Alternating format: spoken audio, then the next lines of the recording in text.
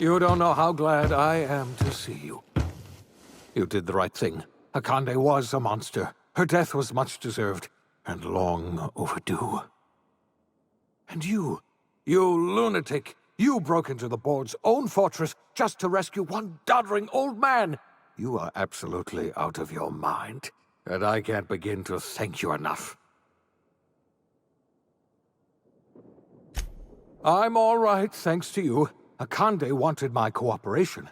I'm quite sure she would have beaten it out of me if you hadn't arrived. You've broken the board's stranglehold on this colony, and you saved my life. But there's still so much we have yet to accomplish. You and I are going to have to work harder than ever to save Halcyon. I'm afraid the situation is far worse than any of us ever anticipated.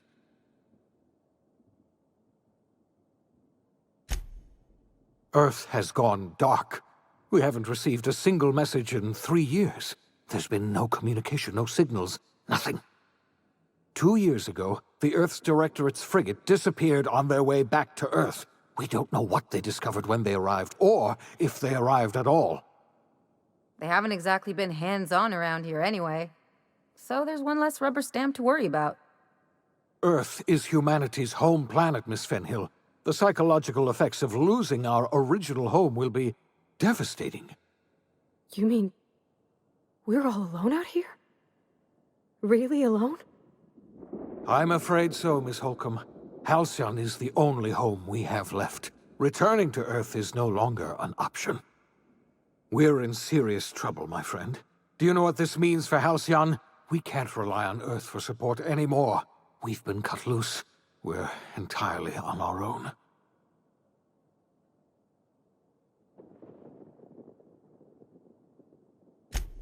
Yes, we do. You've done a marvelous thing. You've succeeded where anyone else would have failed, including me. We must begin the revival process immediately, starting with the Hope's brightest minds, and then we're going to fix this damn colony, one problem at a time. We're going to need a leader, and I can't imagine a better person for the job than you. What do you say, old friend? Will you help us? You won't hear a word of disagreement from me. When I revived you, I thought we were going to save this colony all by ourselves, but I was wrong. We can't save Halcyon on our own. We're all going to have to pull together, somehow. We are not a colony anymore. Our last connection to Earth has been severed. I don't know if we'll survive, but we're going to have to try our best.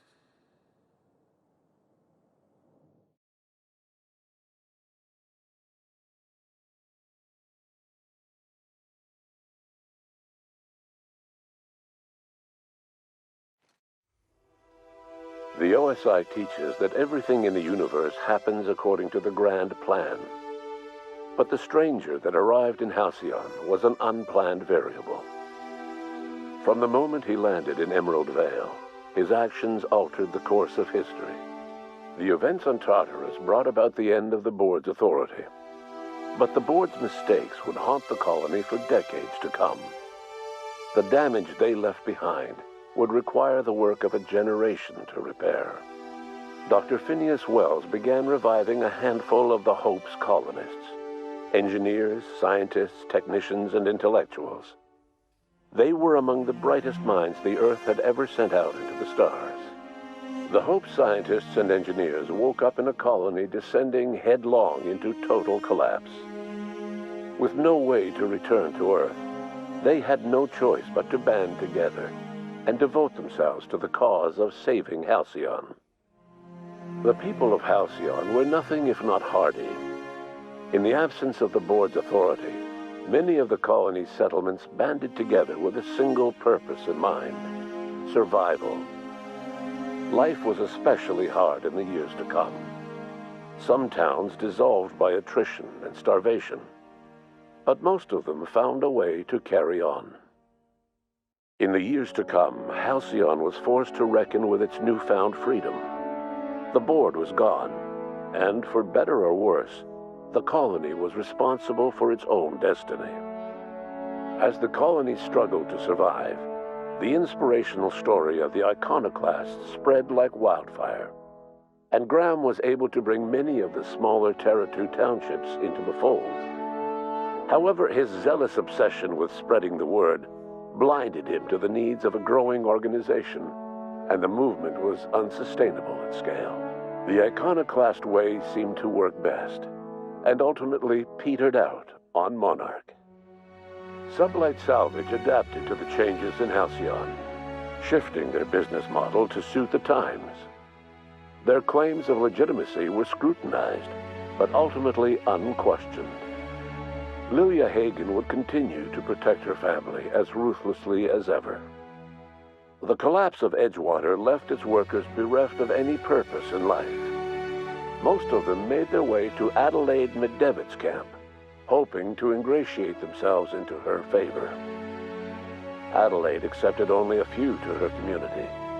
The rest were turned away and likely died of starvation. Nevertheless, Adelaide's camp grew into a well-established town. Adelaide McDevitt refused to cooperate with the ongoing effort to save Halcyon from collapse. A sympathetic deserter stole a copy of her research and delivered it to the Hope's scientists. It is unclear how useful Adelaide's research was. An optimistic estimate suggests her work may have bought Halcyon another few years of survival. Adelaide would never know. She died that winter. Under the leadership of Junlei Tennyson, the Groundbreaker held firm against corporate influence. The ship's mechanical stability gave Junlei the time to educate a promising generation of engineers schooled in her family's traditions. The future of the Groundbreaker looks promising. The rediscovery of the Hope and the abandonment of the lifetime employment program forced Byzantium to come to terms with some uncomfortable realities about the state of Halcyon. While Byzantines were reluctant to surrender the luxuries they'd grown accustomed to, the board's diminished authority gave them little choice in the matter. Nearly everyone had to learn to make do with less. Some even had to get jobs. It was a dark time indeed. Even the Gorgon asteroid, though a distant enigma to most of Halcyon, felt the aftershocks of your actions. The abandoned research facility on Gorgon remained a place of chaos, a draw for smugglers looking for salvage, and ill-fated freelancers hoping for a payday. Minnie Ambrose never got what she wanted from the Gorgon asteroid. The secrets of the old Spacer's Choice project were forever outside of her reach. In time, she abandoned the family estate, determined to seek her fortunes elsewhere in the colony. In spite of everything, the Gorgon asteroid remained a sobering reminder of the potential for progress and disaster in humanity's most ambitious efforts. The Rizzo's company in Halcyon dissolved after the collapse of the board. Needless to say, the launch of Spectrum Brown was indefinitely delayed. A stockpile of Spectrum Brown remains buried deep beneath the ruins of the old distillery, abandoned to time and attrition. With the dissolution of the board, Ruth Bellamy found herself without the two constants in her life: Byzantine culture and her sister Belinda. In the face of this new reality, she struggled to find a direction for her life. The colony had moved on from Halcyon Helen and would require new heroes in the years to come. And so Ruth Bellamy decided it was time to exit stage left. She quietly disappeared from public view. The dissolution of the board did not mean the dissolution of the ambitions of Cedric Kincannon, the charismatic leader of Sublight Underground. Cedric offered Slug's transportation services to the newly thawed colonists and set to work ferrying resources and food wherever they were most needed. For better or worse, Slug headgear became fashionable in the following years. As the board began to disintegrate, Spencer Woolrich found himself at a crossroads. Cling to what little stardom remained to him, or help usher Halcyon into its new future. To the surprise of many, perhaps himself most of all, Spencer chose the latter option. Having learned a variety of different skills in the many different roles played throughout his lengthy career, Spencer founded a radio serial dedicated to staying alive despite the odds. His subjects included how to survive violent encounters with only grazing wounds, dispense pithy one-liners for tense scenarios, and, of course, how to look good doing both. After a brief attempt at dating Helen as one person rather than two, which both Bertie and Helen found too strange, Bertie struck out on his own to try his hand at raising woolly cows. Many of his former Rangers teammates soon followed, accompanied by the woolly cow the team had originally plied with alcohol. The dairy farm thrived under Bertie's leadership and care. The Dairy Rangers privately believed that the woolly cows softened Bertie's temper considerably, although the only one brave enough to say this to his face was promptly headbutted. Your influence shifted Ellie's perspective. She finally admitted, albeit grudgingly, that she just might need other people. Sometimes. With a steady income from the life insurance payouts, she was finally able to afford a ship of her own. She hired a small crew and flew supply missions to communities on the fringe. Some of them were even legal. Life in Halcyon was sobering for Felix Millstone. The grand revolution he dreamed of never came. There was no great awakening for the colony, no celebrations in the streets. There was only the hard, desperate work of trying to repair a broken colony. Felix never had a head for numbers, but if there was labor to be done, he was there to help. Eventually, Felix realized that the work of a revolution was done with two hands. As much as he enjoyed his adventures aboard the Unreliable, the vicar, known as Max, eventually decided that it was time to move on, to live out the life he had sought so long to create. He knew there were many in the colony who carried burdens much worse than the ones he had struggled with, and he devoted himself to easing their suffering wherever he could. He only ever took up arms again to defend the defenseless. Unshackled from a lifetime of striving and fighting the universe and himself, Vicar Maximilian de Soto was finally at peace. Once the matter with the Hope colonists was resolved, Junlei bashfully asked Parvati if she'd like to join her permanently on the Groundbreaker, and Parvati enthusiastically, if somewhat awkwardly, agreed.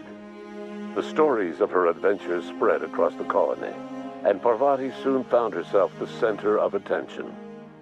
Having served as the engineer of a renowned spacecraft, tramp freighters and wildcat miners sought her out by name, and in no time, she was a fixture in the Groundbreaker's mechanical ecosystem. She and Junlei were never far apart. Nyoka returned to Monarch to take another crack at making a permanent life for herself. She formed the Charon Group, a mercenary outfit of ragtag survivalists and wilderness experts. Anyone in need of a guide, or just looking to throw back a beer and swap stories, could find her camping on the trail or clearing an infestation. The SAM unit that accompanied you spread awareness of the product line's superior sanitation and maintenance capabilities across what was left of the colony. This led to a boost in SAM unit sales. Did you know that SAM units are the longest-lasting, toughest-acting cleaning solution in Halcyon?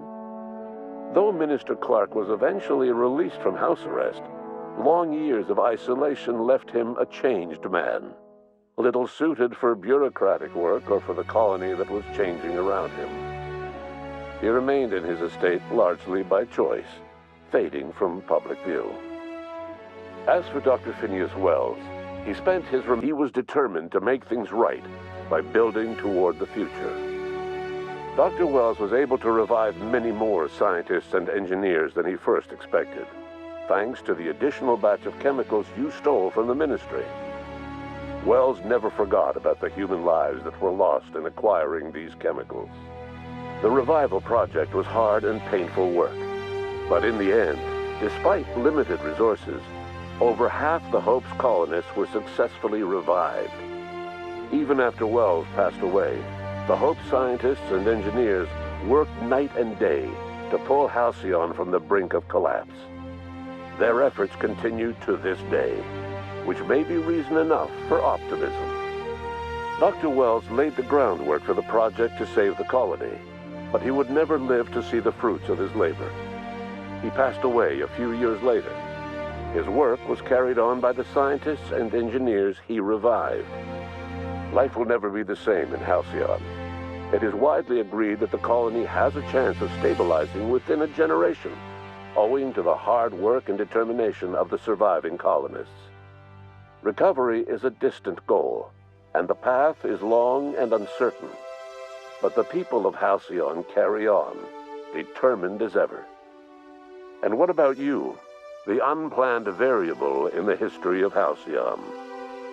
You brought an end to the chaos on Tartarus and proved yourself the most capable leader left in the colony. You administered the colony in your own image. With the old power of the board destroyed, a new government of Halcyon rose with you at its center. With your steady hand, you guided Halcyon through the turbulent years that were to follow, and helped ensure the survival of the colony until the end of your days. No one knows what's happened to Earth, and no one knows what the future has in store for Halcyon. All we know for certain is this: the name of the Unreliable and that of its intrepid captain will remain the subject of countless stories for years to come.